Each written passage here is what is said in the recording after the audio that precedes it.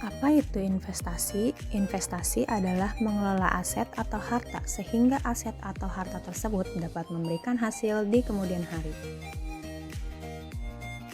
Kira-kira kenapa ya kita harus investasi?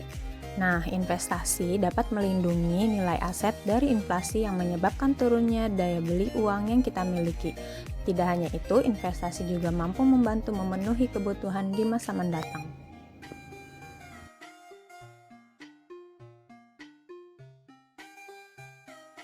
Di sini saya akan menjelaskan konsep time value money. Misalnya, di sini saya memiliki uang Rp1.000, lalu uang Rp1.000 itu dipakai untuk beli permen. Kalau di tahun 2005 itu, kita akan mendapatkan sekantung permen. Kemudian kita lihat, kalau Rp1.000 dipakai tahun 2010, hanya mendapatkan 6 biji permen. Nah, kalau di tahun ini, kita pakai uang Rp1.000 hanya mendapatkan 4 biji permen.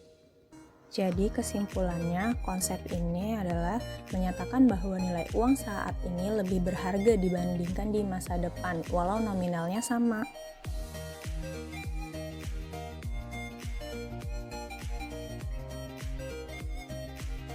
Kemudian kita harus mengetahui inflasi. Inflasi adalah suatu proses meningkatnya harga-harga secara umum dan terus-menerus, atau dengan kata lain merupakan proses menurunnya nilai uang secara terus-menerus.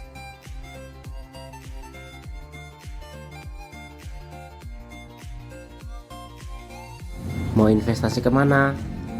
Jika sektor keuangan bisa diinvestasikan ke perbankan atau pasar uang, dan juga bisa juga ke pasar modal.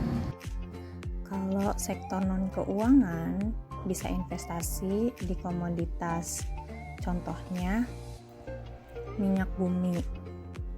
Bisa juga investasi di real, contohnya emas atau properti. Apa itu pasar modal? Pasar modal adalah pasar yang perjualbelikan berbagai instrumen keuangan jangka panjang, seperti reksadana, saham, obligasi, dan lain-lain, yang mempertemukan antara pihak yang memiliki dana dengan pihak yang membutuhkan dana.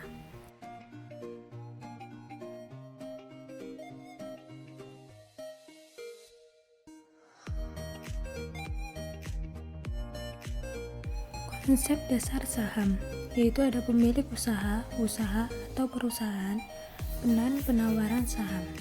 Contohnya, Pak Andi berniat memiliki usaha mie ayam yang perlu modal 9 juta, namun hanya memiliki dana 1 juta. Untuk itu, Pak Andi mengajak teman-temannya untuk bersama-sama menanam modal sebesar 1 juta, sehingga setiap orang dalam usaha mie ayam tersebut memiliki saham senilai 1 juta.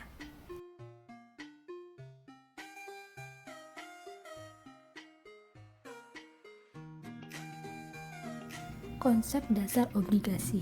Obligasi merupakan suatu utang yang bisa dibeli dan pembeli akan mendapatkan keuntungan berupa bunga. Bunga dalam obligasi disebut dengan kupon.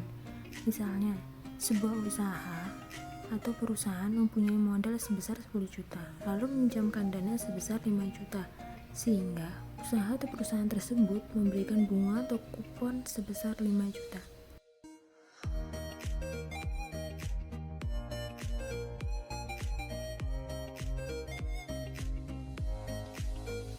Selanjutnya, reksadana. Reksadana adalah sarana untuk menghimpun dana dari masyarakat yang memiliki modal sebagai unit penyertaan untuk diinvestasikan dalam berbagai saham atau instrumen investasi lainnya oleh manajer investasi.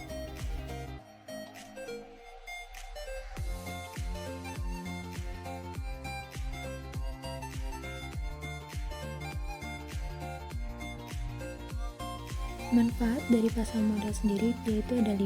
Yang pertama, sumber pembiayaan. Yang kedua, wahana investasi. Yang ketiga, penyebaran kepemilikan perusahaan. Yang keempat, keterbukaan dan profesionalisme. Yang kelima, lapangan pekerjaan.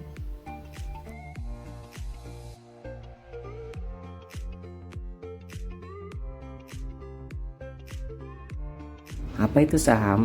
Saham ialah bukti kepemilikan suatu perseroan atau perusahaan yang merupakan klaim atas penghasilan dan kekayaan perseroan.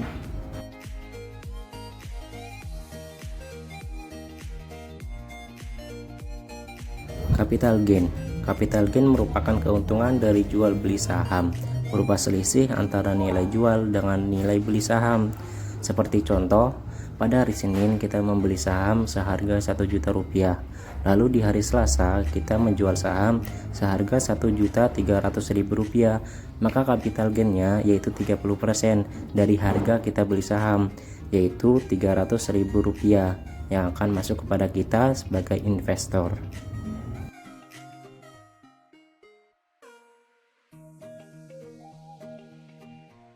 Selanjutnya dividen, yaitu bagian keuntungan perusahaan yang dibagikan kepada pemegang saham, bisa berupa dividen tunai atau dividen saham. Sebagai contoh, pada 2020 kita membeli saham, lalu pada 2021 kita mendapatkan laporan keuangan atas laba dari perusahaan tersebut yang akan dibagikan menjadi dua kategori. Yang pertama dividen dan yang kedua laba ditahan. Nah, yang dividen itu akan masuk kepada kita sebagai investor.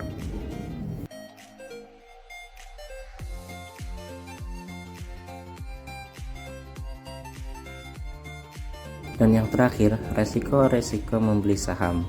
Yang pertama, tidak mendapatkan dividen. Biasanya dikarenakan perusahaan tersebut tidak mendapatkan laba yang banyak. Yang kedua, capital loss. Capital loss adalah kerugian yang terjadi ketika aset investasi berkurang nilainya.